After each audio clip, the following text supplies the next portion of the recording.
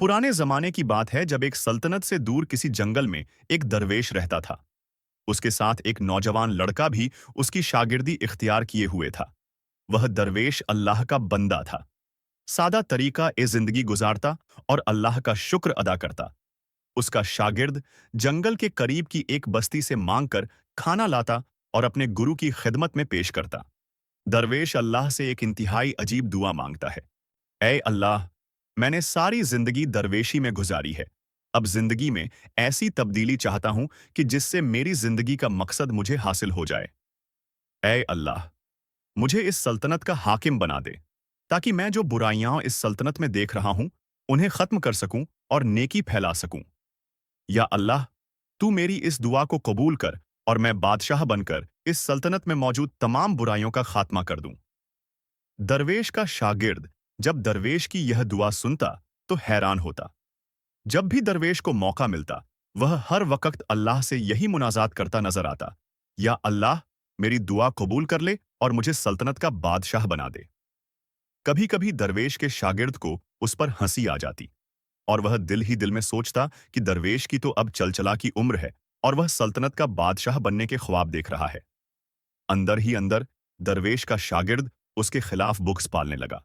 हालांकि इस दरवेश ने उसे बहुत कुछ सिखाया था और उसकी बेहतरीन तरबियत करने की कोशिश की थी, लेकिन वह इंतहाई कमज़र्फ़ निकला।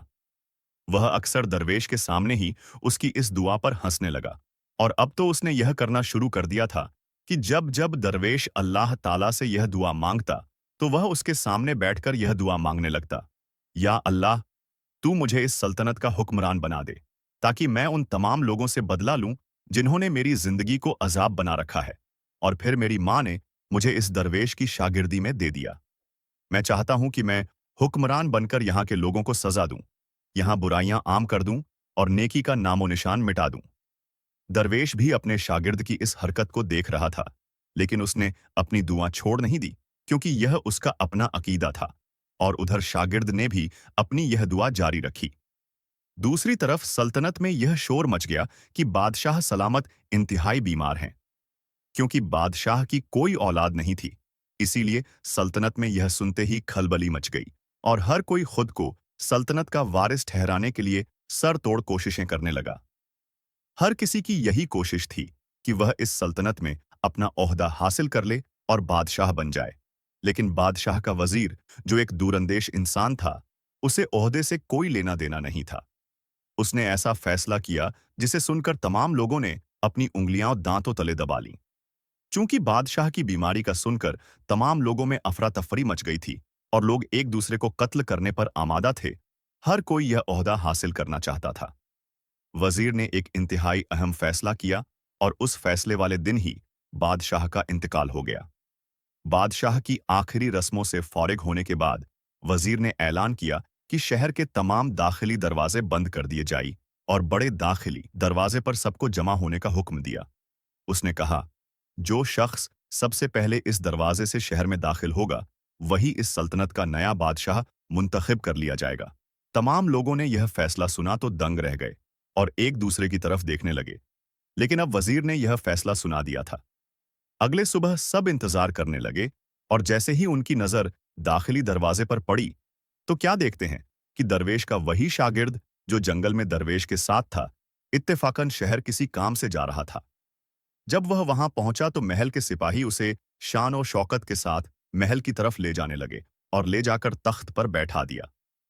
वह हैरानी से तमाम लोगों की शक्लें देखने लगा। उसे वहम और गुमान में भी नहीं था कि वह जो इतने अरसे से दुआ कर रहा था, वह यूं कबूल हो जाएगी। वह इस बात पर हैरान था कि उसकी दुआ आखिर कबूल कैसे हो गई। तब उसे पता चला कि यह वजीर का फैसला था कि शहर के दाखिली दरवाजे से सुबह के वक्त जो सबसे पहला नौजवान दाखिल होगा, वही इस सल्तनत का बादशाह बना दिया जाएगा। उसकी खुशी की इंतहा नहीं रही कि वह कोई ख्वाब नहीं देख रहा था, बल्कि उसकी दुआ कबूल हो गई थी। बादशाह बनने के बाद उसने सबसे पहले सल्तनत के सिपाहियों को हुक्म दिया कि इस सल्तनत में मौजूद तमाम दरवेशों को गिरफ्तार करके जिंदान में डाल दिया जाए। जब वहां मौजूद दरवेशों और फकीरों को यह बात पता चली, तो उन्हें इस पर बहुत ज्यादा तज्जुब हुआ। लेकिन वे अब कुछ नहीं कर सकते थे, क्योंकि उनका पुराना बादशाह अल्लाह को प्यारा हो चुका था और अब पूरी सल्तनत नए बादशाह के रहम करम पर थी, जो एक नौजवान था और दरवेश का शागिर्द था। दरवेश को जब इस बात का पता चला तो उसे सख्त अफसोस हुआ और उसने फौरन वहां से निकल जाने में आफियत जानी, क्योंकि उसके कमजर्फ शागिर्द से किसी भी किस्म की उम्मीद नहीं की जा सकती थी। शागिर्द ने आते ही सल्तनत में खलबली मचा दी और ऐसे फैसले सादिर किए कि तमाम लोग इस नए बादशाह के फैसलों से हैरान ओ परेशान हो गए थे। उसने सबसे पहले तिजारत में बहुत सी इस्लाहात की, जिनका कोई सर पैर नहीं था। महसूलात में बेतहाशा इजाफा कर दिया ताकि खजाने का मुंह भर दिया जाए, लेकिन इससे लोगों को कोई फायदा हासिल नहीं था। तमाम लोग इस बात से परेशान थे कि सल्तनत पर यह कैसी मुसीबत आ पड़ी है, लेकिन इस शागिर्द को कोई सरोकार नहीं था। उसके मन में जो आता वह वही करता चला जा रहा था। मरहूम बादशाह की बीवी और उसकी बहन को जब यह सब पता चला तो उन्हें शदीद अफसोस हुआ कि न जाने सल्तनत पर यह कैसा बुरा वक्त आ गया है कि ऐसा बादशाह हम पर मुसल्लत कर दिया गया है, जिसके सारे फैसले सल्तनत और रियाया के खिलाफ होते हैं। लेकिन इस बादशाह को बिल्कुल भी कोई फिक्र नहीं थी कि सल्तनत का क्या हाल हो गया है। उसे सिर्फ अपने ओहदे से प्यार था, अपने इक्तिदार से मतलब था, और वह यही सब कुछ करता चला जा रहा था।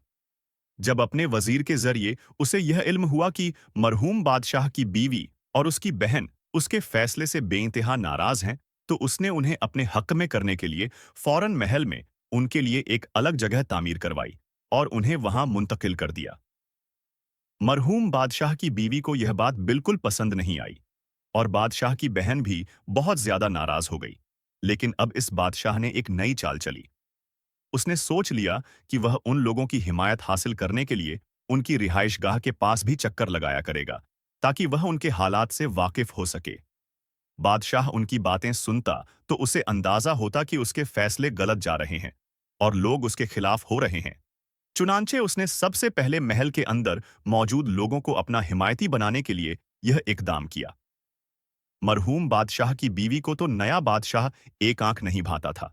उसके सारे फैसले सल्तनत के खिलाफ जा रहे थे और उन फैसलों की वजह से सल्तनत की माली हालत दिन ब दिन बिगड़ती जा रही थी। लेकिन बादशाह कुछ और ही सोच रहा था।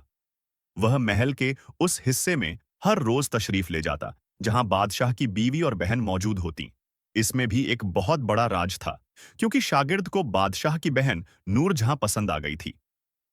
नूरजहां को इस बात का इल्म नहीं था, लेकिन जब उसे बादशाह का वहां आकर सबका हालचाल मालूम करना भला लगने लगा, तब नए बादशाह ने ऐसा ऐलान किया कि तमाम लोग हैरान हो गए। बादशाह ने ऐलान किया कि वह पुराने बादशाह की सल्तनत की खिदमत के लिए उनके लिए एक बेहतरीन और बहुत खूबसूरत मकबरा बनवाना चाहता है। रियाया ने जब यह सुना तो उनके दिल में नए बादशाह के लिए जगह बनने लगी कि चलो, इस नए बादशाह को पुराने बादशाह का ख्याल तो आया। लेकिन बादशाह अपने दिल में कुछ और ही सोच रहा था, जिसका किसी को भी इल्म नहीं था। उसने अपने वजीर को यह हुक्म दे दिया कि दूसरे मुल्कों से बेहतरीन कारीगर बुलाए जाए और मरहूम बादशाह के लिए एक शानदार मकबरा तामीर किया जाए। जब बादशाह की बीवी और बहन ने यह सुना तो उन्हें भी अच्छा लगा और आवाम भी इस बात से खुश थी कि शायद नए बादशाह को अपनी गलती का एहसास हो गया है। लेकिन वे लोग गलत सोच रहे थे, क्योंकि नए बादशाह ने कुछ और ही सोच रखा था।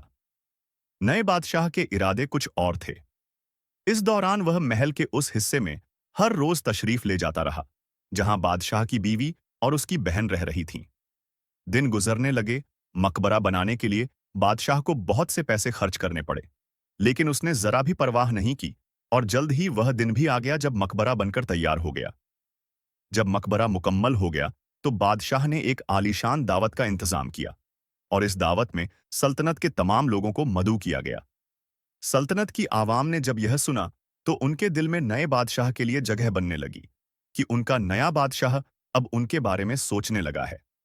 चुनांचे हर अमीर गरीब, हर खासो आम को दावत दी गई। साथ ही साथ बादशाह ने यह ऐलान भी करवा दिया कि मकबरे के उद्घाटन के मौके पर बादशाह एक बहुत अहम ऐलान करने जा रहा है।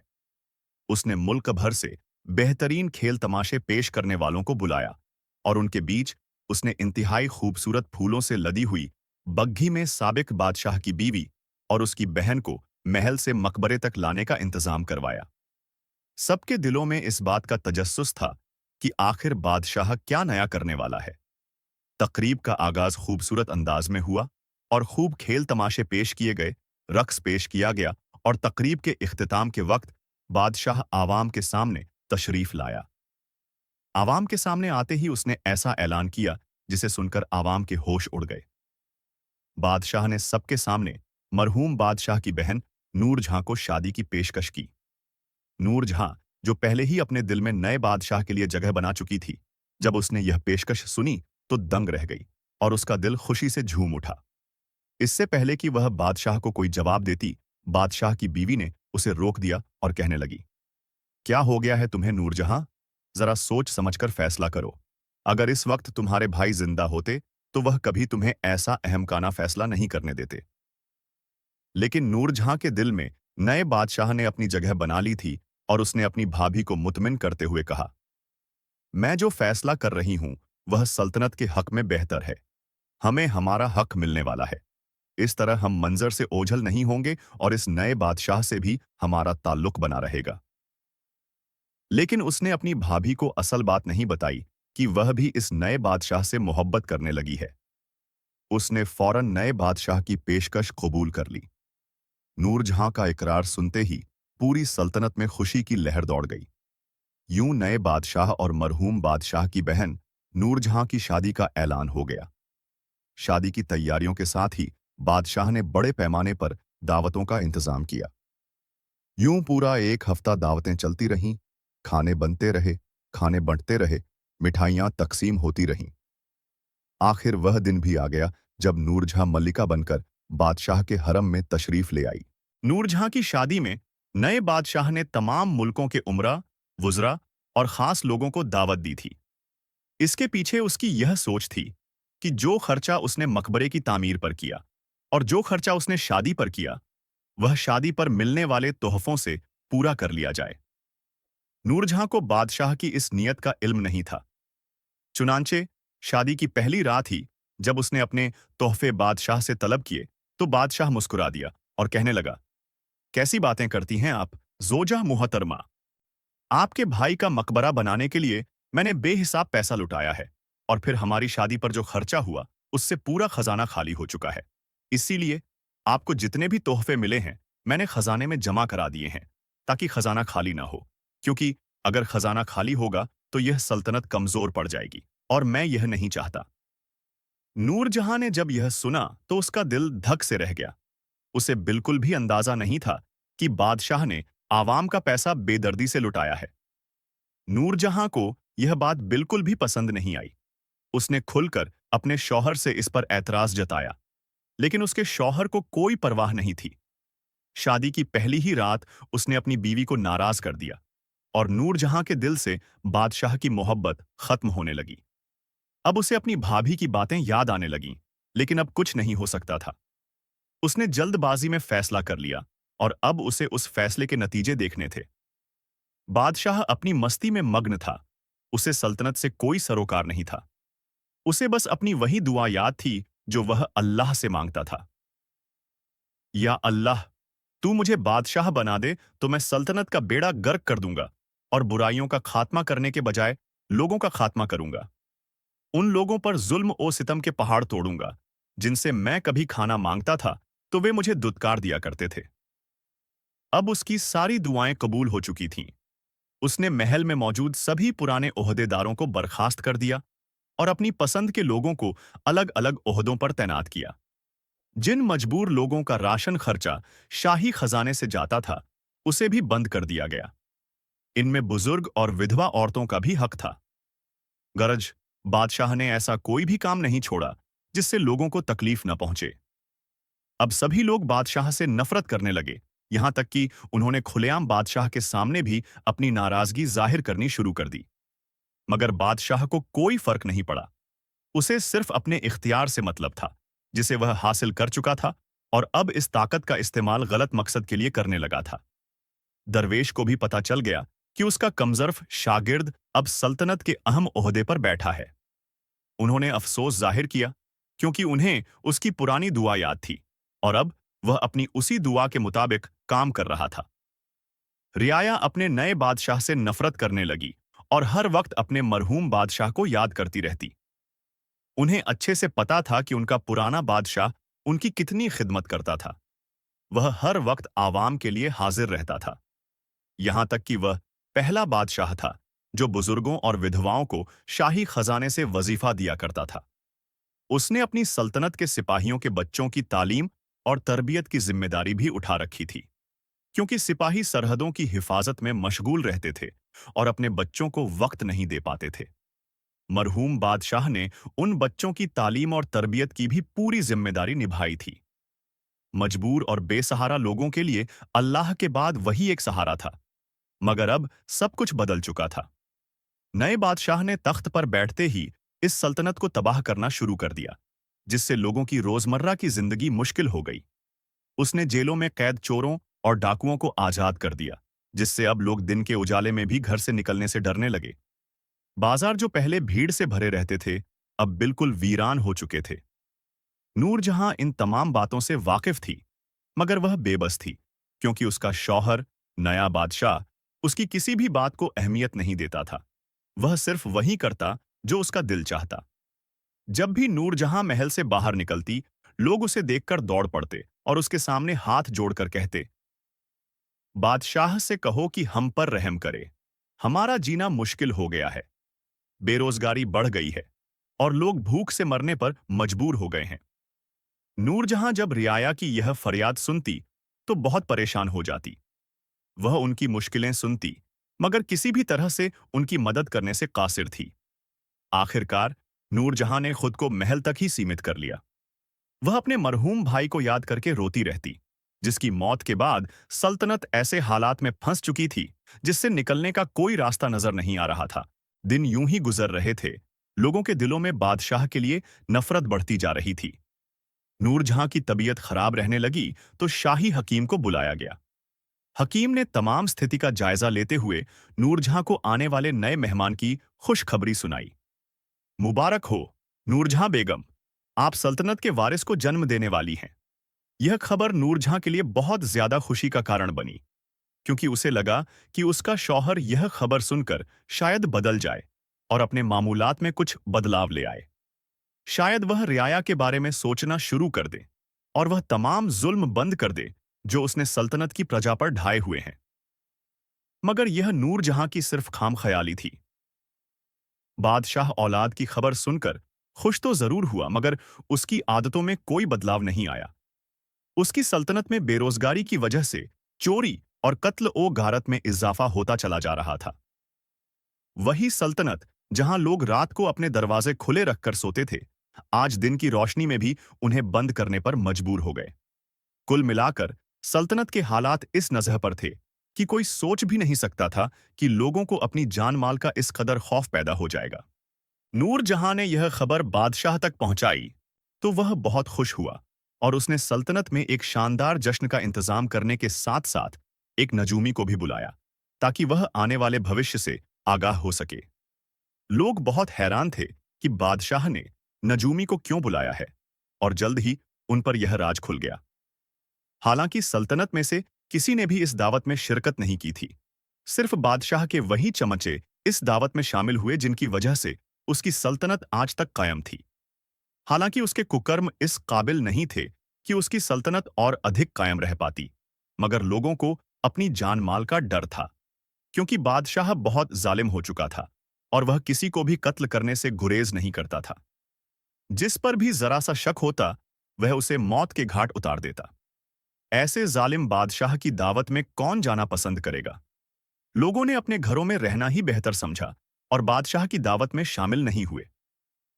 बादशाह को जब यह पता चला तो उसे सख्त गुस्सा आया, मगर उसने अपने गुस्से पर काबू रखा और नजूमी से पूछा कि उसका वारिस उसके लिए कैसा साबित होगा और सल्तनत के लिए कैसा रहेगा।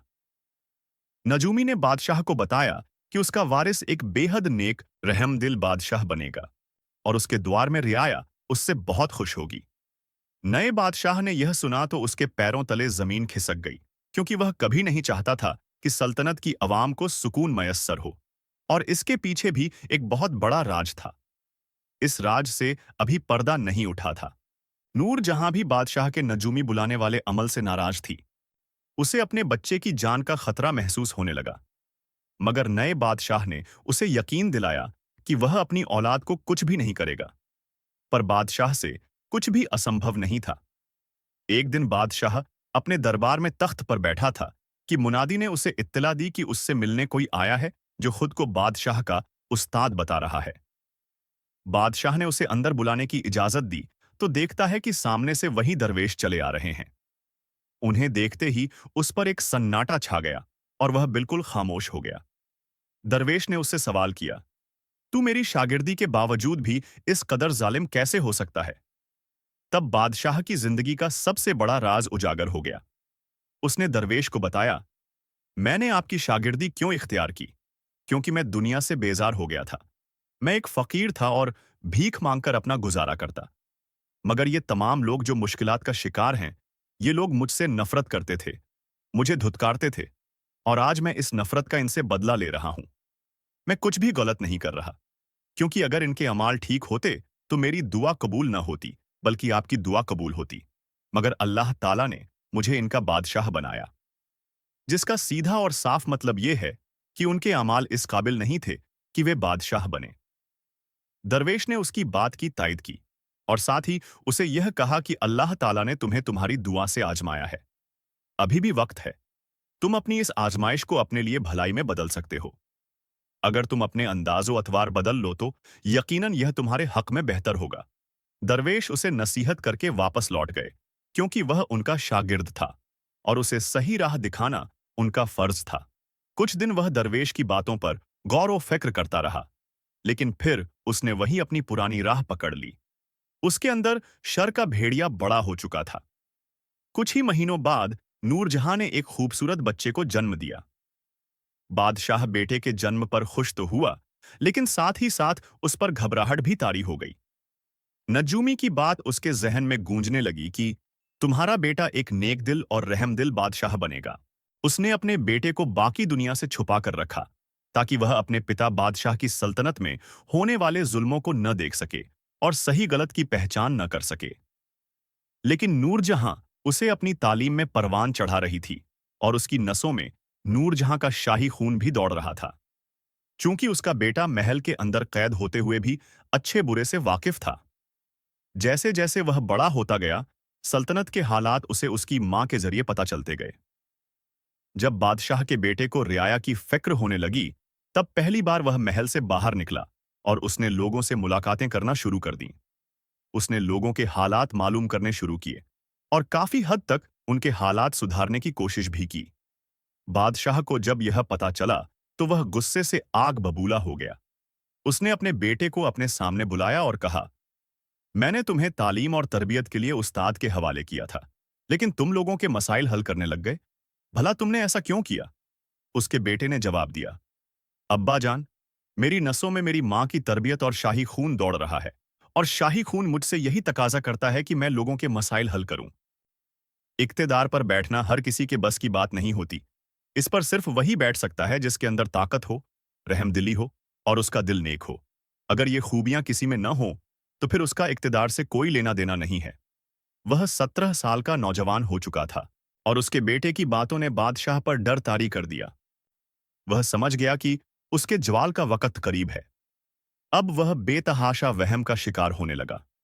उसने अपने बेटे को कैद करने का हुक्म दे दिया, लेकिन उसकी बीवी ने इस फैसले को न माना। आखिरकार बादशाह ने इसी खौफ से कि उसका बेटा नेक और रहमदिल हुक्मरान बन जाएगा, लोग उसके गुरु हो जाएंगे और उसका इक्तिदार खत्म हो जाएगा, उसे एक कमरे तक महदूद कर दिया। वह पागल हो चुका था। आखिरकार जब लोगों ने देखा कि वह पागल हो चुका है, तो वुज़रा ने ऐलान कर दिया कि किसी पागल का इक्तिदार से कोई लेना देना नहीं है। यूं वह बादशाह अपनी बदआमालियों की वजह से हमेशा हमेशा के लिए अपने इक्तिदार से महरूम हो गया। अल्लाह ताला ने उसे एक मौका फराहम किया था, लेकिन उसने यह जाना कि शायद यह सल्तनत के लोगों की सजा थी। इसलिए उसने अपनी बदआमालियां जारी रखीं और अपने अंदर मौजूद हसद और बग़ज़ से लोगों का जीना हराम कर दिया। मगर आखिरकार वह नाकाम हो गया। उस जालिम की रस्सी खींच ली गई और सल्तनत के लोगों के लिए अल्लाह ताला की आजमाइश खत्म हुई। उसी जालिम बादशाह का बेटा, जो कि रहमदिल था, सल्तनत पर हुक्मरानी करने लगा। इस हुक्मरानी तक पहुंचने में उसकी मां का किरदार अहम था। नूरजहां, जो एक शाही खानदान से ताल्लुक रखती थी, उसने अपनी फहमो फरसत से अपने बेटे की तरबियत इस कदर बेहतरीन की कि सल्तनत के लोगों ने एक जालिम बादशाह से निजात पा ली। उन्होंने यौम ए निजात मनाया। नूरजहां और उसके बेटे को इस बात का अफसोस था कि उसका बाप लोगों में मकबूलियत हासिल न कर सका और जालिम मशहूर होकर मर गया, लेकिन उन्हें यह खुशी भी थी कि उनके लोगों को एक जालिम बादशाह से निजात मिल गई और अब वे खुश और खुशहाल जिंदगी गुजार रहे हैं। उम्मीद करते हैं कि आपको यह वीडियो जरूर पसंद आई होगी। वीडियो को लाइक करें, कमेंट में अपनी राय का इजहार करें कि आपको यह वीडियो कैसी लगी और दोस्तों के साथ भी शेयर करें। मजीद इस तरह की वीडियो देखने के लिए हमारा चैनल सब्सक्राइब कर लें।